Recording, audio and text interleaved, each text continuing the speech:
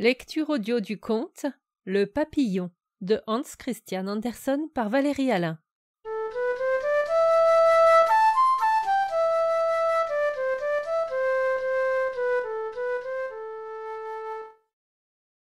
Le papillon voulait une fiancée. Naturellement, il en voulait une gentille et la cherchait parmi les fleurs. Il les regardait. Chacune se tenait tranquille et recueillie, comme doit se tenir une demoiselle quand elle n'est pas fiancée. Mais il n'y avait que l'embarras du choix. Le papillon ne savait comment s'en tirer, et il vola vers la pâquerette. Les Français l'appellent Marguerite. Ils savent qu'elle est capable de deviner, par exemple, quand les fiancés la dépouillent pétale par pétale et posent à mesure une question sur le futur conjoint. Cordialement, à regret, beaucoup, un peu, pas du tout, ou quelque chose comme ça. Chacun interroge dans sa langue. Le papillon venait aussi pour interroger. Il n'arracha pas les pétales, mais baisa chacun d'eux, avec l'idée que la douceur est ce qui réussit le mieux. « Chère Marguerite Pâquerette, dit-il, vous êtes la femme la plus sage de toutes les fleurs. Vous vous entendez à deviner. Dites-moi, aurais-je celle-ci ou celle-là? Et laquelle aurais-je? Quand je le saurais, je pourrais voler tout droit faire ma demande. » Mais la Marguerite ne répondit pas du tout. Elle ne pouvait souffrir d'être traitée de femme, car elle était demoiselle, et alors on n'est pas femme. Il interrogea une seconde, puis une troisième fois, et comme elle ne soufflait mot, il n'interrogea pas davantage, et s'en fut tout de go pour faire sa demande. On était au commencement du printemps. Il y avait quantité de personnages et de crocus. « Très gentille, dit le papillon. Jolie petite pour la confirmation, mais un peu jeunette. » Comme tous les jeunes hommes, il cherchait les filles les plus mûres. Puis il vola vers les anémones, qu'il trouva un peu trop amères, les violettes trop sentimentales, les tulipes trop superbes, les narcisses trop bourgeoises, les fleurs de tilleul trop petites, et elles avaient trop nombreuses familles. Les fleurs de pommier avaient bien un air de rose, mais épanouies aujourd'hui, elles tombaient demain si le vent soufflait, et le ménage durerait trop peu, lui semblait-il. La fleur de pois était celle qui lui plaisait le mieux. Elle était rose et blanche, elle était pure, élégante, et faisait partie des filles ménagères qui ont bon air et pourtant s'entendent à la cuisine.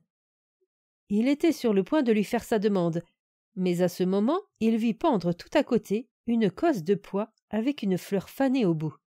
« Qui est-ce » demanda-t-il. « C'est ma sœur, » dit la fleur de pois. « Ah, c'est à ça que vous ressemblerez plus tard ?» Le papillon en fut effrayé et s'envola. Les chèvrefeuilles pendaient après la haie. Il y avait quantité de demoiselles à la figure longue et jaune de peau. Il n'aimait pas cela. Bon, mais qu'aimait-il? Demandez-le lui. Le printemps passa, l'été passa, et ce fut l'automne. Il n'était pas plus avancé. Les fleurs se présentaient dans les plus délicieux costumes, mais à quoi bon? Il manquait là d'esprit juvénile, frais et embaumé, car c'est justement le parfum qu'il faut au cœur, l'âge venu, et le parfum n'existe guère dans les dahlias et les roses trémières. Alors le papillon descendit sur la menthe crépue. Elle n'a pas de fleurs du tout, mais elle est fleur tout entière. Elle embaume depuis le haut jusqu'à la racine. Elle sent la fleur dans toutes ses feuilles. Je la prends. Et il fit enfin sa demande. Mais la menthe crépue resta immobile et muette, et finit par dire « Amitié, mais pas plus. Je suis vieille et vous êtes vieux. Nous pouvons très bien vivre l'un pour l'autre. Mais nous marier, non, ne nous rendons pas ridicules dans notre grand âge. » Et le papillon n'en eut aucune. Il avait cherché trop longtemps, et c'est ce qu'il ne faut pas. Le papillon resta vieux garçon, comme on dit. Tard dans l'automne, le temps fut pluvieux et brumeux. Le vent souffla froid dans le clos des vieux saules et les fit craquer. Il ne faisait pas bon voler dehors en costume d'été. Mal vous en aurez pris. Mais le papillon ne volait pas dehors. Il était rentré par hasard dans une chambre où le poêle était allumé. La pièce était chaude, vraiment estivale. Il pouvait vivre, mais... Vivre ne suffit pas, dit-il. Il faut avoir le soleil, la liberté et une petite fleur.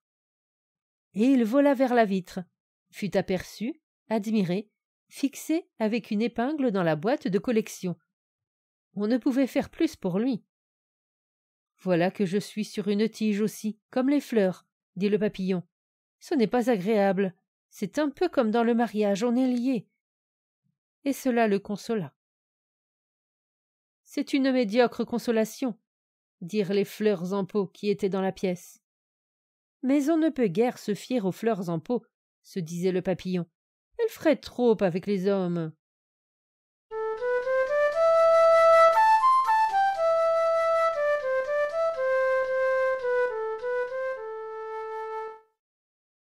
Fin de la lecture du conte Le Papillon.